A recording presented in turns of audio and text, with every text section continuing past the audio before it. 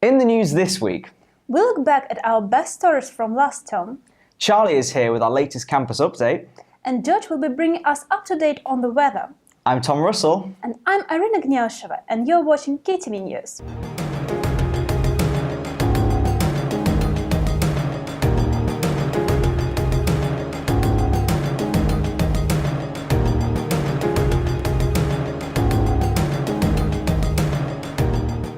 Welcome to our first broadcast this term. This week we are looking back at a couple of our best stories from last term. Emotions were high as the dispute between UCU and UUK last term resulted in a marking boycott by academics and lecturers to protest against the proposed reforms to the USS scheme. Here's Manon's report. Whether students were affected or weren't aware of the current situation, incomprehension was the general trend. I just find the whole thing a bit ridiculous, how it's a strike about pension and about teachers basically striking that their pensions are being cut, but the ones who are really in danger and in jeopardy right now are the students because they are boycotting marking exams and marking any assessments. So really, this is not a strike against the system, it's a strike against the students if you really think about it. When it comes to my marking, I'm going to be at a big loss because all my marks will be delayed, especially since my course is mostly coursework based. It's going to take me much longer to be marked, so I might not even graduate on time. And I'm an international student, so I can't even go back home because I'm not sure when I can go back home because I might not graduate. 1 week after graduation day, but also 1 week after the official suspension of the marking boycotts, Isaac concerns seem far away.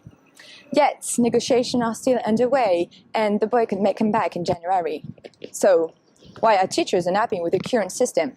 I think everyone who's a member of the pension scheme is ultimately losing out. And actually a recent study came out saying that women will be the most dramatically hit by the changes. Partly to do because some women take career leave. So they stop working for a while, then they start working again. Yes.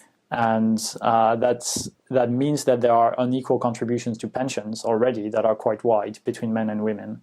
And if the proposed plans go forward, there will be even worse.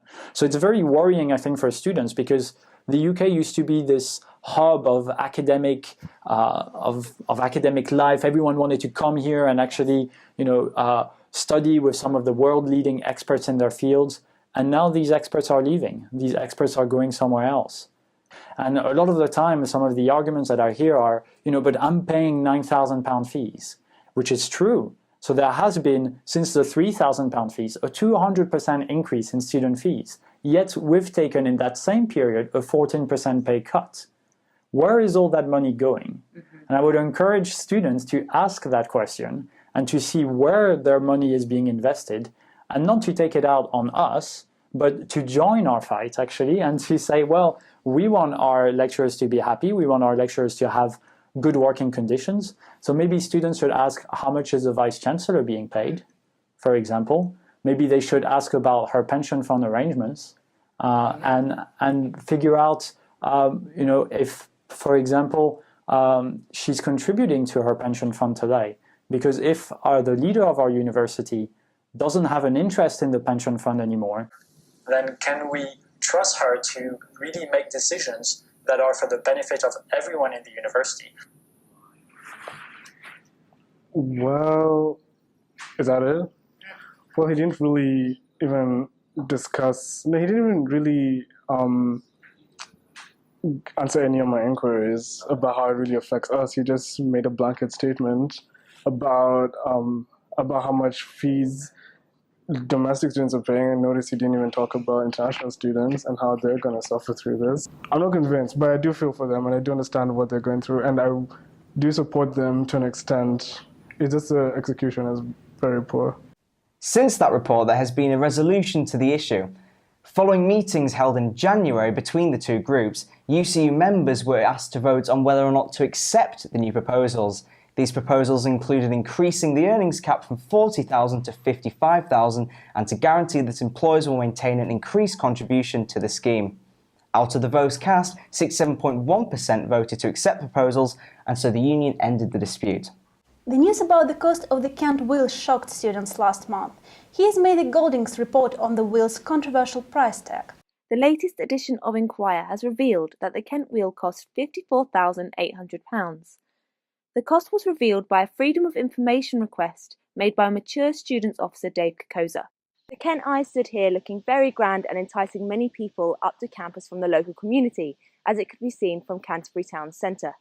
However, with a huge mud patch left behind and lots of money spent on it, was it worth it? Yeah, when I saw the figure in the paper, it was nearly touching £60,000. It did seem a bit extravagant for the occasion, so to say. I read the Inquiry and it was like £58,000 or something. Yeah, I think this money could have gone elsewhere. Very much elsewhere. Do you know how the overall cost of the Kent Eye? No, I don't know. It was. If I told you that it was £54,800, what would your reaction be? Oh wow, that would be my reaction, yeah. So how much did the wheel cost? Inquire's report states to have the wheel here on campus, it cost £8,000 a week and £5,700 per week for other costs such as security staff. This means a total of £13,700 per week. With the wheel set to return from July to mid-October next year, the estimated overall cost that will have been spent on it will be £260,300. In a statement to Inquire, a University of Kent spokesperson has said, the university allocated a budget of £350,000 for its 50th anniversary programme from its total annual income of over £200 million, representing less than 0.2% of the total. It is not possible to distinguish one source of income from another within the overall budget. The university has also said, one of the aims of the 50th anniversary programme is to generate funds for the Kent Opportunity Fund. All income in excess of the costs, minus the £350,000 budget, will go to the Kent Opportunity Fund. The Kent Opportunity Fund was set up to support students financially, so they can excel academically, professionally and personally. However, because the Kent Eye was so empty during its time here on campus, there is doubt as to whether ticket sales raised enough money for the scheme. Kent University assured Inquire that they sold enough tickets to contribute positively to the scheme. As part of the 50th anniversary, students can apply for funding for their own scheme. A great example of this was the Campus to Campus Run, where students from the Athletic Society and Cross Country Club ran from our campus here in Canterbury to our campus in Paris, raising £6,000 for a charity called the Pilgrims Hospice in Canterbury. Also, the university is spending money to improve campus. A fine example of this is the Templeman Library project, which will make more study space for students. There are lots of positive outcomes to the 50th anniversary scheme. Whether the Kent Wheel is one of them is up to you. I'm Maisie Golding for KTV News, University of Kent, Canterbury campus.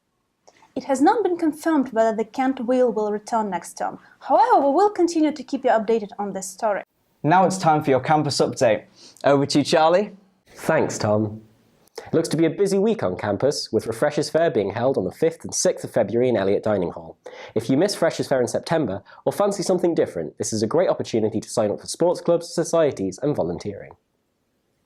Next year may be a long way off yet, but this week Kent Union opened Welcome Helper applications for 2015.